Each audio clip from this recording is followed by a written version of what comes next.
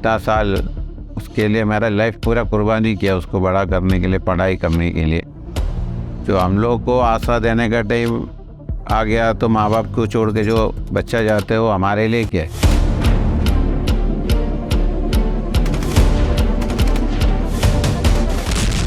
If you want to live a complete, genuine Islamic way of life, you have to migrate from this un-Islamic environment to an Islamic environment. आतंकी साजिश पर बनी film Kerala story. Kerala story सिर्फ एक राज्य में हुई आतंकवादियों की छद्म नीतियों की साजिशों पर आधारित है।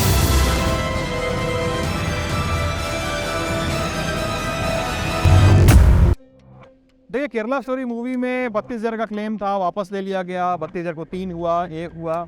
बहस ये नहीं है, असली बहस ये है कि भारत से एक भी इंसान क्यों गया कोई आतंकी संगठन ज्वाइन करने। क्या मोडस ऑपरेंडी फॉलो किया गया, ये एक बड़ा सवाल है। बार बार केरल का नाम लिया जाता है इसमें। तो इन सवालों के जवाब जानने मैं और मेरे साथी जेरी हम लोग केरल में आ गए। तो हम लोग किससे मिले? हम लोग उन लोगों से मिले जिनके घर वाले, जिनके परिजन, जिनके बेटे, जिनके बच्चे, जिनके भतीजे गए हैं ISIS ज्वाइन करने। हम उन परिवारों से मिले जहां पर धर्म परिवर्तन और कथित लव जिहाद की कहानियां सुनाई देती हैं। हम कई अधिकारियों से मिले, हम कई वकीलों से मिले, हम कई सारे कार्यकर्ताओं से मिले, कई सारे स्कॉलर से मिले, हम कई सारे सूत्रों से मिले और ऐसी ऐसी जानकारियां हमने पाई जो शायद अभी तक हमारे सामने नहीं आ पाई थी या अंडर रिपोर्टेड थी। इनसे ये पता चलता है कि केरल में युवा कैसे भर्ती हो रहे थे ISIS में, क्या तरीका अपनाया गया था, कैसे चुनाव किया गया, आतंकियों ने कैसे कुछ युवाओं को चुना कासरगोड कन्नूर के इलाके में, कैसे कैसे उनसे मिले, कैसे कैसे उनको बहलाया फुसलाया गया, ब्रेन वॉश किया गया और फिर उन्हें केरल से बाहर ISIS ले जाया गया, अफगानिस्तान ले जाया गया, नागरहार ले जाया गया, कुछ लोगों को सीरिया भी ले जाया गया। तो ये सब सारे सवालों के जवाब हमने इस रिपोर्ट में ढूंढने की और आप तक पहुंचाने की कोशिश की है। आइए देखते हैं।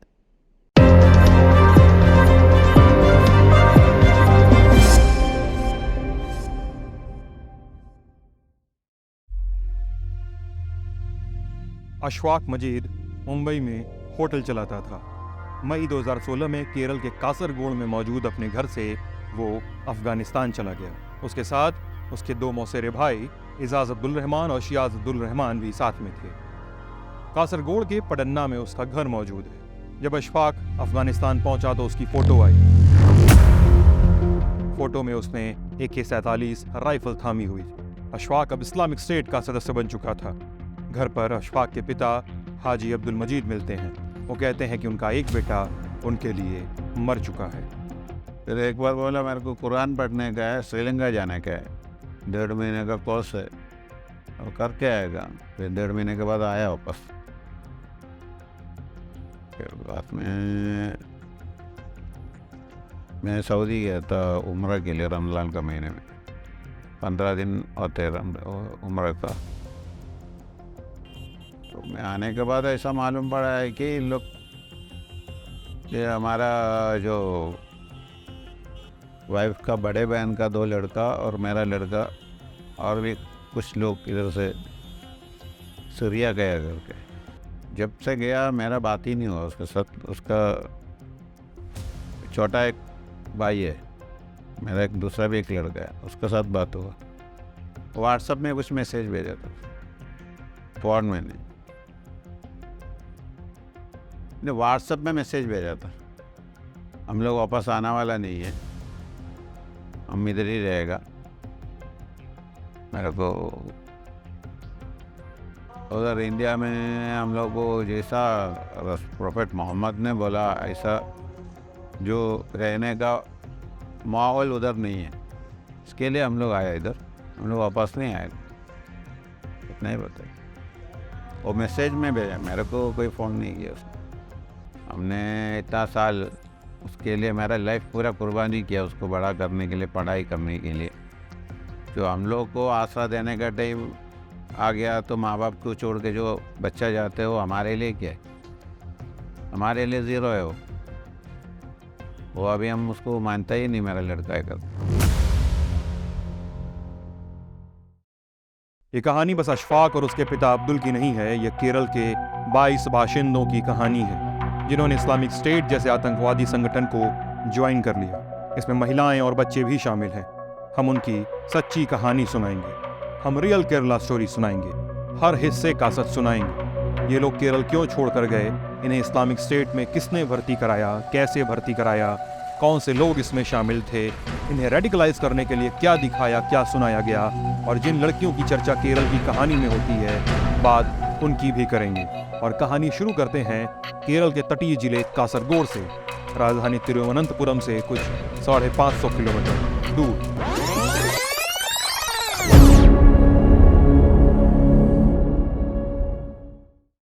The Islamic State is trying to make deep inroads into Kerala. साल 2016 में कासरगोड इस खबर से हिल गया कि यहाँ के लोगों ने इस्लामिक स्टेट ज्वाइन कर लिया है। ये संख्या 22 लोगों की थी। इनमें 14 पुरुष, 6 महिलाएं और 2 बच्चे शामिल हैं। इनमें से अधिकांश लोग कासरगोड के रहने वाले थे और बचे हुए कुछ लोग पालक्कड़ के। सभी चले गए अफगानिस्तान के नांगरहार। अमेरिका ने साल 2017 में नांगरहार में मदर ऑफ ऑल बॉम्ब गिराकर इस्लामिक स्टेट के कई ठिकानों को तबाह कर दिया और इसके अलावा कई मौक़ों पर ड्रोन स्ट्राइक किए गए। इनमें ही अधिकांश की मौत हुई, कुछ लोग बच गए। उनमें से कुछ अफगानिस्तान की जेल में बंद हैं और कुछ लापता हो गए। इन मारे गए लोगों में एक नाम हाफिजुद्दीन का भी था। रिश्ते में उसके मामा लगने वाले बीसी रहमान अपने भांजे की कहानी सुनाते हैं। 2015, 16 people went from abroad from our village. I am the one of the 2016 में 16 लोग हमारे गांव से चले गए। उन गायब हुए लोगों में मेरा एक करीबी रिश्तेदार भी शामिल था। वो वहां पहुंच गया तो घर वालों के पास मैसेज आया कि हम लोग इस्लामिक स्टेट पहुंच गए हैं। लेकिन जब वो पहले गए थे तो उस समय उनसे संपर्क करने का कोई रास्ता नहीं था। हमें कुछ पता नहीं था कि वो कहाँ हैं। तो हमारे परिवार के लोगों ने पुलिस थाने में शिकायत की कि हमारे गांव से लोग गायब हुए हैं, लगभग 15-16 लोग। केरल सरकार ने लापता होने की जांच शुरू की। तभी कुछ ही दिनों बाद उनका मैसेज आया कि वो इस्लामिक स्टेट पहुंच गए हैं। अमेरिका ने जब ड्रोन हमला किया तो पहले ही हमले में हासिफुद्दीन मारा गया था। मुझे लगता है कि वो लोग अफगानिस्तान के नांगरहार प्रांत में रहते थे। उसकी मौत की खबर उसके गांव में ऐसे पहुंचाई गई थी जैसे वो शहीद हुआ हो। फिर मुझे भी उसकी मौत का मैसेज मिला। they have came to the message from disappeared people. लेकिन कहानी है कि बहुत दिनों तक इन लोगों के घरों के पास इनकी कोई सूचना नहीं थी। जब ये लोग नांगरहार पहुंचे तो घरों में मोबाइल फोन्स पर टेलीग्राम के नोटिफिकेशन आने शुरू हुए। किसी में मलयाली में लिखे संदेश थे, तो किसी में वॉइस नोट, तो किसी में उनकी तस्वीर। सबका मतलब एक, हम इस्लामिक स्टेट की शरण में आ गए हैं, हम अब जिहाद के रास्ते पे हैं। ये सारे मैसेज घर में कहर बनकर गिरे। जो घर वाले अब तक गुमशुदगी के लिए पुलिस के चक्कर काट रहे थे, वो इन संदेशों को लेकर पुलिस के पास गए। तब जाकर केरल से इस्लामिक स्टेट में हो रही भर्तियों का सच खुला। एजेंसियों और स्थानीय लोगों को शक न हो इसलिए सभी लोग छोटे छोटे ग्रुप बनाकर अलग अलग समय पे केरल से रवाना हुए थे। जांच एजेंसियों ने इसे केरल मॉड्यूल कहा। एजेंसियों के मुताबिक जब इस्लामिक स्टेट से जुड़ने के लिए केरल से लोग निकले तो उन्हें पहले अरब देशों की ओर ले जाया गया। उसके बाद अलग अलग शहरों से होकर ये लोग पहुंचे अपनी आखिरी मंजिल नांगरहार। क्यों? क्योंकि एक समय तक अलकायदा आतंकी ओसामा बिन लादेन का गढ़ रहा ये नांगरहार अब इस्लामिक स्टेट की खोरासन प्रांत यूनिट के कब्जे में था। छोटे में इस यूनिट को ISKP Islamic State of Khorasan Province कहा जाता था।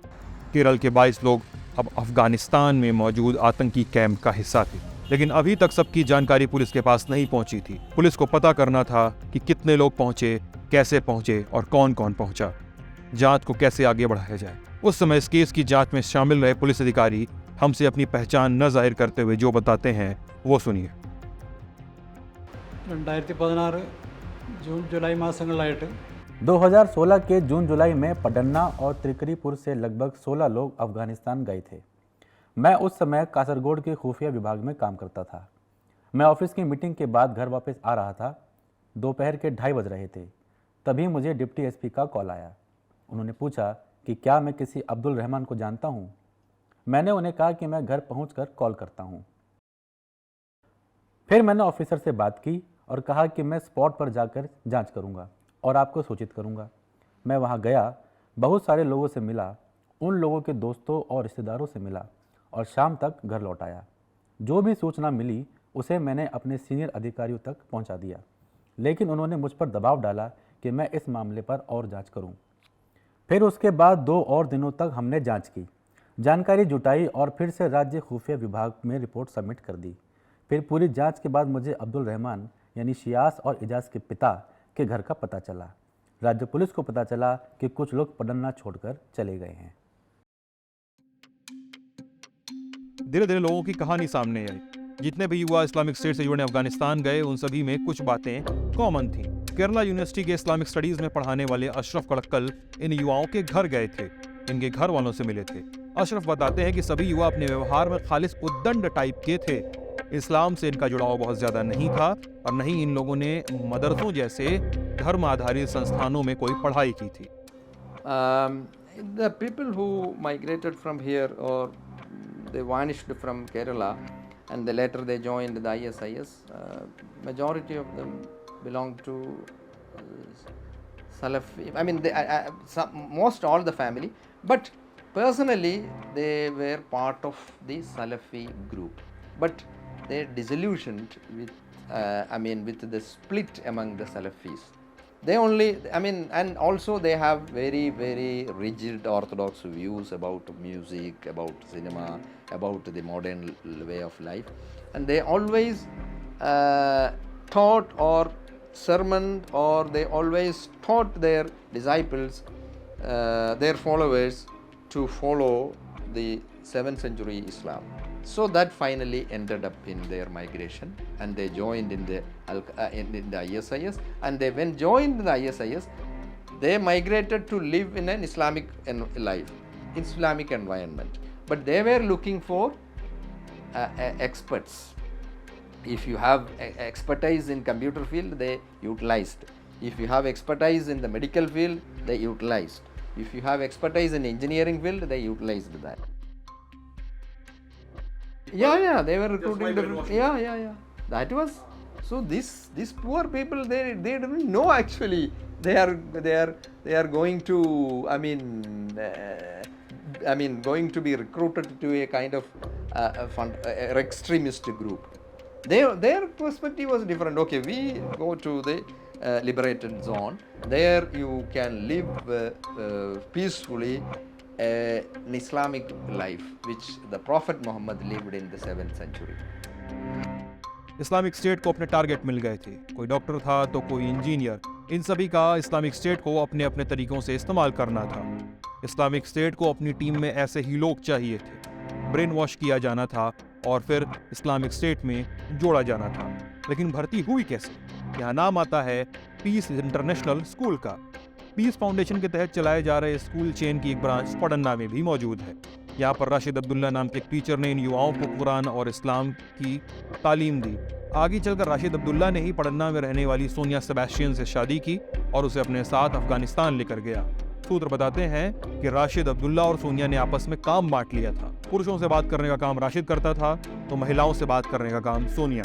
लक्ष्य केवल एक, युवाओं को कट्टरपंथी बनाकर इस्लामिक स्टेट की सीढ़ी चढ़वाना। अशरफ मजीद, इजाज, शियाज, राशिद और सोनिया, ये 5 लोग पीस इंटरनेशनल स्कूल में अपनी तैयारी में लगे हुए थे। फिर इन लोगों ने ये कहकर स्कूल छोड़ दिया कि माहौल गैर इस्लामिक है और स्कूल से बाहर अपनी कार्रवाई को अंजाम देने लगे। फिर इस प्लानिंग में एक सलाफी धर्मगुरु शामिल हुआ। एनआईए सूत्रों के मुताबिक जिस सलाफी धर्मगुरु ने इन युवाओं को सलाफी आंदोलन की ओर ले जाना शुरू किया वो सामने नहीं आता था। वो ऑनलाइन ही सारी हिदायतें और भाषण देता था। कुछ स्थानीय सलाफी धर्मगुरु शामिल हुए थे लेकिन वो मुख्य भूमिका में नहीं थे। राशिद अब्दुल्ला की दूसरी बीवी यास्मीन अफगानिस्तान भागते हुए दिल्ली के एयरपोर्ट पर पकड़ी गई थी। यास्मीन ने पूछताछ में खुलासा किया था इन लोगों को सलाफी मूवमेंट की तरफ ले जाने के लिए ऑनलाइन रिसोर्स बनाए गए थे। इनमें एक टेलीग्राम चैनल था, एड्रेस था डिड यू नो। इस चैनल को मैनचेस्टर में बैठा एक शख्स चला रहा था। ये शख्स ही वो निर्णायक सलाफी उपदेशक था जो केरल के युवाओं को ब्रेन वॉश कर रहा था। इस हैंडल के पीछे मौजूद शख्स का असली चेहरा आज तक सामने नहीं आ सका है। क्या है सलाफी आंदोलन? सलाफी आंदोलन यानी सुन्नी मुसलमानों में मौजूद वो आंदोलन जो मुसलमानों को बस कुरान और हदीस में लिखी बातों को फॉलो करने की हिदायत देता है। सलाफी आंदोलन में इस्लामिक कानूनों यानी शरिया से हटकर किसी भी तरीके को फॉलो करने की इजाज़त नहीं है। बहरहाल सलाफी मूवमेंट से अलग इन लोगों को दूसरे ऑनलाइन रिसोर्स भी मुहैया कराए गए। विदेशों में बैठे इस्लामिक स्टेट के हैंडलर इनके सोशल मीडिया बिहेवियर की पड़ताल करते थे। ये किस तरह की पोस्ट पे लाइक कर रहे हैं, किस तरह की पोस्ट पे कमेंट कर रहे हैं, शेयर कर रहे हैं, ट्वीट रिट्वीट कर रहे हैं, ऐसे तथ्यों को बारीकी के साथ देखा जा रहा था। इन युवाओं ने धर्म से जुड़े अपने सवालों का ऑनलाइन हल निकालना शुरू किया। ये ऑनलाइन इस्लाम की ओर बढ़ रहे थे। इनका भारत में मौजूद इस्लाम के संस्करण से भरोसा उठ रहा था। उन्हें भारत का माहौल गैर इस्लामिक लग रहा था। अशरफ कड़कल एक वाकया शेयर करते हैं। It was Rashid Abdullah or another person. They all got killed by the American drone strikes. At one night, a small boy he became ill, and the parents told him to take to the hospital. I mean, at midnight. It was an emergency situation, and this fellow was not ready. He was not ready to take the diseased person to the hospital using the car. You know the reason. The reason is the car belonged to his father, but he purchased the car by using a bank loan. So such an abnormal attitude. These youngsters, they were actually living a kind of freak type. I mean, very enjoying. These people were not religious at all, and they did not have any kind of religious training, no relationship with any seminary, any madrasa, nothing. But their family, some of their families were Sunni Orthodox family, and some Salafi group also. But all of a sudden, they came into contact with some dangerous websites of I used to call it online Islam. So online Islam. There they used to follow only the ideologues of this extremist group, and the interpretation, the worldview was totally different. The worldview, the concept of God, the concept of the deen, the ideology of Islam, everything was totally different from what the religious scholars, what the established organizations preach, because these youngsters are not ready to listen to the leaders of the Muslim organization. Here the environment is completely un-Islamic. So the environment ISIS created, the environment Taliban created, it is fully Islamic, because there the women doesn't have face, the women doesn't have voice, music is nowhere, cinema is nowhere, drama is nowhere, the mixed education, co-education is not there. So if you want to live a complete, genuine Islamic way of life, you have to migrate from this un-Islamic environment to an Islamic environment. So this was their philosophy, this was their ideology. They were not ready to listen to their parents. They were not ready to listen to the religious scholars, whether they belong to Salafi group or Jamaati group or Sunni group. They only rely on the website. इन युवाओं को बाकायदा dark net या deep web चलाना सिखाया गया। Dark net यानी internet का वो विशालकाय हिस्सा जो अमूमन आम इंटरनेट यूजर की आंखों से गायब रहता है। इंटरनेट के इस हिस्से पर चाइल्ड पॉर्न, आतंकी संगठनों के प्रकाशन और कॉन्टैक्ट और भाड़े के शूटर जैसी चीजें उपलब्ध होती हैं। जब ये लोग डार्कनेट से जुड़े तो इन्हें डार्कनेट के जरिए ऐसी चीज़ें मुहैया कराई गई जिससे इन्हें कट्टर बनाने में मदद मिली। फिर इन्हें वीडियो दिखाए गए अलकायदा से जुड़े इमाम अनवर अल अवलाकी के वीडियो। अवलाकी जिसे साल 2011 में अमेरिका ने यमन में किए गए ड्रोन हमले में मार गिराया था। इसके अलावा एक और घातक टूल का उपयोग किया गया। यह टूल एक किताब थी, इमाम इब्न नुहास की लिखी किताब मशारी उल अशवाक इल मशारी अल उशाक। इसको आम भाषा में बुक ऑफ जिहाद कहते हैं, जिसका अंग्रेजी में तर्जुमा भी अनवर अल अवलाकी ने ही किया था। 14वीं सदी में लिखी गई ये किताब इतनी घातक थी कि केरल पुलिस ने राज्य सरकार से इस किताब को बैन करने की दरखास्त भी की है। इसके अलावा कट्टर बनाने के कुछ प्रयास रियल टाइम चल रहे थे, जैसे बहरीन में बैठे कुछ लोग जो इन युवाओं से लगातार मलयालम में बात करते थे ताकि इन्हें इनकी भाषा में ब्रेन वॉश किया जा सके। ब्रेन वॉशिंग और भर्ती की प्रक्रिया को बेहद ज़हीन तरीके से अंजाम दिया जा रहा था। जहां कासरगोड में बैठा राशिद अब्दुल्ला और सोनिया जमीन की कार्रवाई को अंजाम दे रहे थे, वहीं पहले दुबई और बाद में नांगरहार में बैठा शजीर मंगला सेरी नाम का व्यक्ति दूर बैठकर इस पूरे काम की ऑनलाइन मॉनिटरिंग कर रहा था और रिसोर्स मुहैया करा रहा था। उसने 2014 में पहले टेलीग्राम पर दी ग्रेट नाम का चैनल बनाया। इस ग्रुप से वो इस्लामिक स्टेट की कार्रवाइयों की जानकारी दूसरे लोगों तक पहुंचाता था ताकि लोग जुड़ने के लिए प्रेरित हों। फिर साल 2015 में बाकायदा इस्लामिक स्टेट का केरल मॉड्यूल लॉन्च किया गया तो मंगला सेरी इसका चीफ बना। 13 अप्रैल 2017 में नांगरहार की बॉम्बिंग में मंगला सेरी को मार गिराया गया। मंगला सेरी जब तक जिंदा था वो विदेश में बैठकर ऑपरेट करता रहा और राशिद अब्दुल्ला केरल में बैठकर। इसी कड़ी में कुछ ब्लॉग सामने आए, जैसे वर्डप्रेस पे चलने वाला ब्लॉग अल मुहाजिर 2015। इस ब्लॉग पर लगभग 40 पोस्ट मलयालम में लिखे गए थे और सभी का लब्बो-लुआब था कि केरल की मुस्लिम पॉलिटिक्स पर बात करना और पुकार एक ही थी कि ग्लोबल जिहाद से जुड़ो। इस ब्लॉग के बंद होने के बाद अंसारुल खलीफा नाम का एक टेलीग्राम चैनल, ब्लॉग और फेसबुक ग्रुप बनाया गया। अंसारुल खलीफा का मकसद लोगों को खलीफा मूवमेंट से जोड़ना था। इसके साथ कुछ फेक सोशल मीडिया हैंडल भी आए, मसलन यूनुस सलीम, समीर अली, एशाम, अकबर के पुरम, कुल लगभग 10 से 15 सोशल मीडिया हैंडल। इन हैंडल के पीछे बैठे लोग इस्लामिक स्टेट का कंटेंट मलयाली भाषा में ट्रांसलेट करते थे, मलयाली लोगों को टारगेट करते थे। समीर अली का हैंडल शजीर मंगला सेरी खुद चलाता था। सूत्र बताते हैं कि इन्हीं हैंडलों से इस्लामिक स्टेट के चीफ अबू बकर अल बगदादी के वीडियो शेयर किए जाते थे। ऐसे केसों को कवर करने वाले एक पत्रकार बताते हैं कि एक हैंडल ने सोशल मीडिया पर पोस्ट किया कि अगर तुम्हारी तस्लीमा नसरीन से मुलाकात हो तो उसको मार डालो।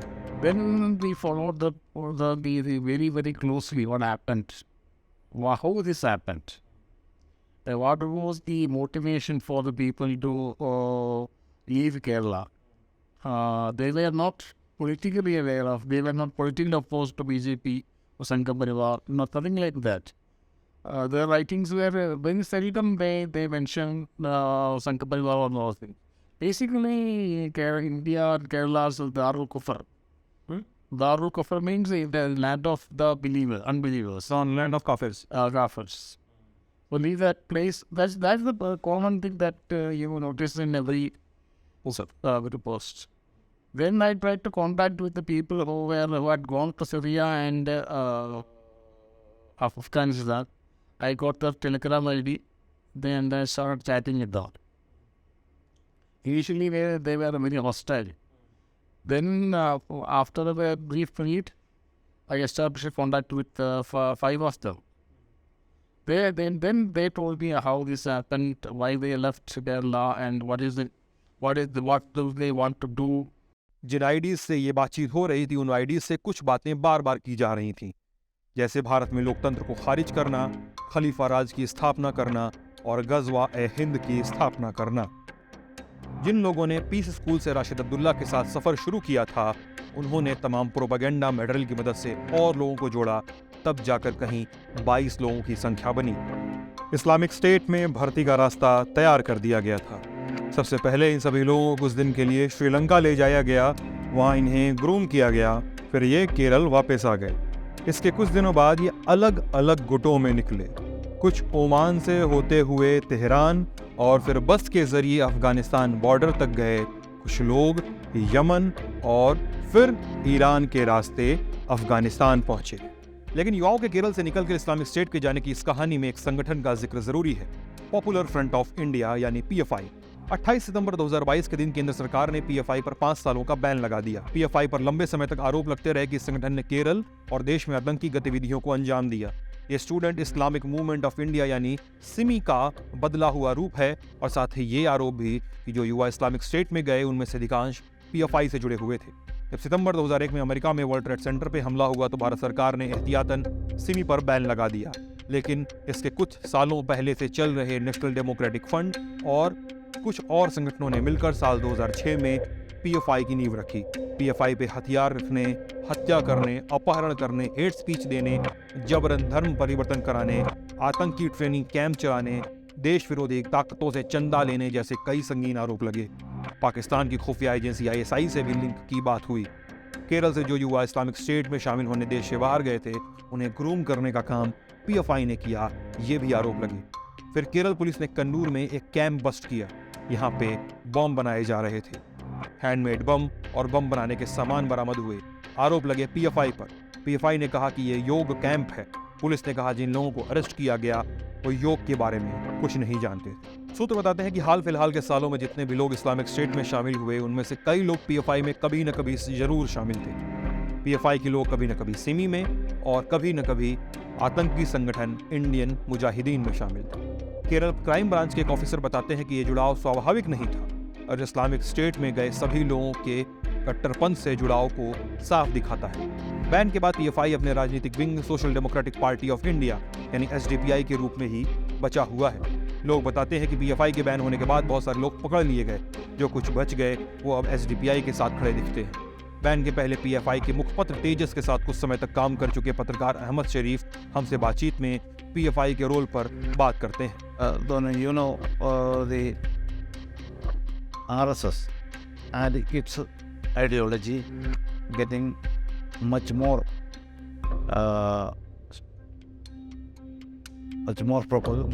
propagated, and lot of people going. For example, the largest RSS shagas are working in Kerala comparing to other states. At the same time, public support is very less. Number of shagas is much more, public support is less. That's why they are not getting any seat. So always they want they need one enemy. It was before, Jamaat Islami was an enemy. Earlier, the Muslim League also was an enemy of this kind of things. Jamaat Islami, little bit, they have a powerful media with them. Newspaper also there, now channel is there. So they can declare their own positions, their own policies and such things, their principles, everything, their values. So they need another group. So little bit hard. Popular Front is more than hard in many things than Jamaat Islami. Hard in principles, hard in what you can say, their policy and decisions. They will proclaim their stance in a hard way. Reactions will come little bit hard. So that was naturally they will be the main target. So and Popular Front, they developed some kind of defense. They have a cadre. Popular Front cadre is there, and this cadre making route marches on August 15th, independent route march. The same thing what RSS did earlier, Pathasanjalana. So, just like RSS, one another movement is getting and spreading, and people accepting it. So it's what I can say. It's making RSS also making it's a problem. How they can face this problem? They came face to face in many times. If that organization is not there in Kerala, the radicalization is much more. PFI ने भी RSS की तरह route march निकालना शुरू किया। लोग बताते हैं कि कुछ ही समय में केरल के युवाओं में PFI के एक स्थायी विकल्प की तरह हो गया। आप PFI के साथ हैं तो आप इस्लाम के साथ हैं, आप PFI के साथ नहीं हैं तो आप इस्लाम के साथ नहीं हैं। केरल के कई मुस्लिम युवा इस तरह की बातें करने लगे। लेकिन क्या PFI का प्रभाव पूरे केरल में है या कुछ इलाकों तक ही महदूद है? लोग बताते हैं कि कासरगोड से तिरुवनंतपुरम तक फैले हुए तटीय इलाकों में इसका प्रभाव ज्यादा है। गौर करने लायक बात है कि ये वही इलाके हैं जहां से सबसे अधिक संख्या में लोगों की इस्लामिक स्टेट में भर्ती हुई है। पीएफआई से जुड़ा एक और वाकया प्रकाश में केरला स्टोरी मूवी के जरिए आता है। इस फिल्म में एक सीन है जब एक किरदार पुलिस स्टेशन में कहता है कि हमारे एक्स सीएम ने कहा है कि केरल कुछ सालों में इस्लामिक स्टेट बन जाएगा। एक समय तक राज्य सरकार के वकील रहे और इस्लामिक स्टेट से जुड़े केस लड़ने वाले कासरगोड के वकील सी शुक्र इस स्टेटमेंट का सच बताते हैं। Yeah, Joseph hand was chopped by, that radicalized person. That time the police raided several places, and from there they got several pamphlets. In that pamphlet, their idea, we will make the Kerala as an Islamic state after 20 years. Comrade Achyutanandan quoted that words. That is not against the Muslim person. That is not against the Muslim of Kerala.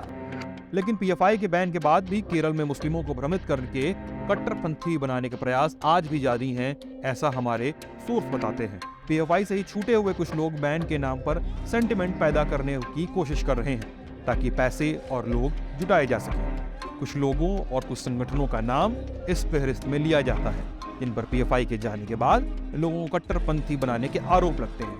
कुछ नाम हैं जैसे जमाते इस्लामी का छात्र wing, student Islamic organisation of India SIO, PFI से जुड़े संगठन सत्य सरणी और नीश ऑफ ट्रुथ व पीस फाउंडेशन, जिसके अधीन पीस इंटरनेशनल स्कूल चलाए जाते। हमने SIO के प्रदेश अध्यक्ष मोहम्मद सईद से बातचीत इन आरोपों के तहत कि पीएफआई बैन के बाद SIO बड़ी संख्या में इस्लाम की रक्षा के लिए युवाओं को जोड़ रहा है। SIO के लोगों ने कहा कि वो आरोपों से वाकिफ हैं लेकिन सहमत नहीं है। साथ ही केरल के युवाओं के इस्लामिक स्टेट से जुड़ने के बारे में SIO ने जो कहा वो चौंकाने वाला था। When it was got banned, SIO has played the stand on that. The banning an organization is not justified, and we can see that the case is going on in the courts of discrimination. That means banning an organization by the government itself can say that their doings, their works were ill, and they have proved all these things. We cannot say that. They have been out from the court, from the jails, and the case is not proven. How can we say such a case that is not even proven, and they have set free by the state, by the court itself? By taking that example, we cannot say any organization and any gatherings were being linked to terrorism. भले ही SIO पर आरोप लगते हो कि वो युवाओं को धर्म के नाम पर बरगला रहा है, उन्हें कट्टरपंथी बना रहा है, लेकिन SIO इस बात को मानने को तैयार नहीं है। उल्टे आरोप लगाए जाते हैं संघ परिवार पर और ये मांग रखी जाती है कि जो लोग अभी भी अफगान की जेल में बंद हैं उन्हें देश वापस लेकर आया जाए ताकि सारी कहानी सामने आ सके। What's happening in India? While we're speaking about the murders and you said a lot of incidents and news reports, our sky is filled with a lot of news reports of violence. Which type of violence are actually happening here is clear. It's very racially motivated Sangh Parivar, Hindutva ideology motivated violence are happening in India. Is mob lynching cases, that's very clear, and several cases, that's very clear. I think from 2014, a lot of Muslims were killed and lots of masjids were attacked and lots of Muslim villages were attacked. That's a new normal in Modi India. लेकिन केरल की असली कहानी बस इतनी ही नहीं है। इसमें एक किरदार है, नाम है MM अकबर। वो अकबर जिसे केरल का जाकिर नाइक कहा जाता है। ये अकबर जिसकी ISIS के आतंकियों ने मदद पहुंचाने के लिए सराहना की, वो अकबर जिस पर इस्लामिक स्टेट के पक्ष में काम करने के आरोप लगते हैं। साथ ही अभी कहानी बची है केरल की उन 3 लड़कियों की जिन्होंने इस्लामिक स्टेट की सदस्यता लेने के पहले अपना धर्म परिवर्तन किया। क्या कहती हैं निमिषा की मां, मरीन जैकब के घर वाले क्या कहते हैं और सोनिया सेबेस्टियन का रोल क्या है, और सबसे ज़रूरी सवाल कि क्या ये लोग देश वापस आना चाहते हैं। इन सारे सवालों के जवाब हम द रियल केरला स्टोरी के अगले भाग में ढूंढेंगे।